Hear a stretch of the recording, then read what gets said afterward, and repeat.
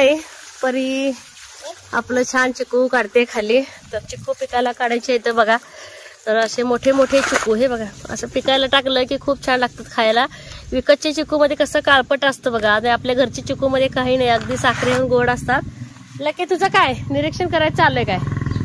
आणि लकी आता थोडं थोडं खाऊ लागलाय. आजारी पडला होता, उष्माघात झाला होता लकीला. आता थोडं थोडं कव्हर होतंय लकी. ए टाकी सावकाश सावकाश. सगळ्यांना चिकू खायला बोलव की या सगळे चिकू खायला. हा परी काढते या चिकू खायला. 1 वाटी गव्हाचे पीठ, 2 चमचे रवा घालूयात. त्यानंतर 1 वाटी पाणी घातले. ज्या वाटीने आपण पीठ मोजून घेतले त्याच वाटीने मोजून पाणी घालायचे.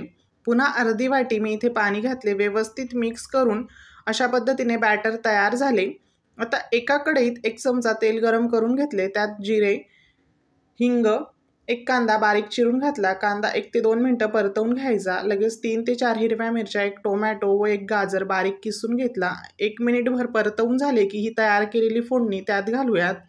कोथिंबीर घातली. चवीपुरते मीठ, अर्धी वाटी पाणी मी त्यात पुन्हा घातले. व्यवस्थित मिक्स करून अशा पद्धतीने पातळ अशी कन्सिस्टन्सी करायची. तव्याला तेल लावून घेतले. वाटीने अशा पद्धतीने ते बॅटर तव्यावर पसरवून घ्यायचे. 3 ते 4 मिनिटं खालची बाजू व्यवस्थित गोलाकार तवा फिरवत भाजून घेतली. आता डोसा किंवा धिरडं मी इथे उलथवून घेतले. अशा पद्धतीने आपले हे गव्हाचे धिरडे तयार झाले. आजचं आमचं जेवण तर मग त्याने बघा जाम असा खरडा आणले खलबत्त्यात कुठून, आणि वाडावाडीत कारलं. तुम्ही रोज मिठातलंच आणताय का आत्या? तव्यात खरडलंय लसूण घालून. तव्यात काय हो का? हे आत्यांचं कोबी धरा छान लागतंय, पण तसं पण लसूण घालून तव्यात खरडा खरडलाय. बाजरीची भाकरी या खायला, तुमच्या भाकरी घेऊन या आत्याला द्यायला, इमा आत्याला द्यायला मला खायला. तर हे बघा माझ्या टोमॅटोची चटणी, चपाती आणि वाडावडे असं असतंय आमचं आजचं जेवण. या सगळ्या शेतातलं जेवायला.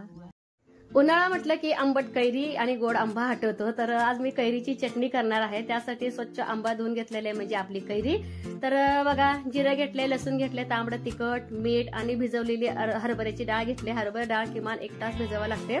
तर कैरी आंबट असेल तर अर्धी वाटी हरभऱ्याची डाळ भिजवलेली आणि 1 चमचा जिरं घेतलेला आहे.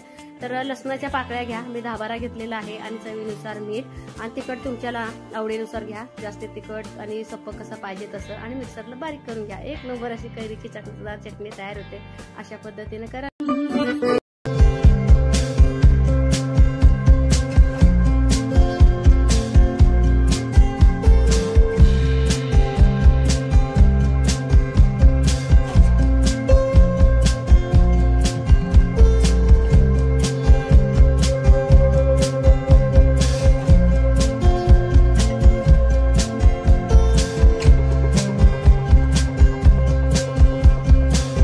साफसफाई चालू आहे. तर पोरं आताच आले शाळेतनं, तर जेवायला घेतले. तर उन्हाळा आहे म्हटलं की कैरीची चटणी रोज व्हायलाच पाहिजे. प्रत्येक ताईंची कमेंट असते की खूप तिखट असतं का? काही नाही, आपलं बेडगी मिरची तिखट टाकलेलं असते, त्यामुळे कैरी खूप छान लागते चटणी ही.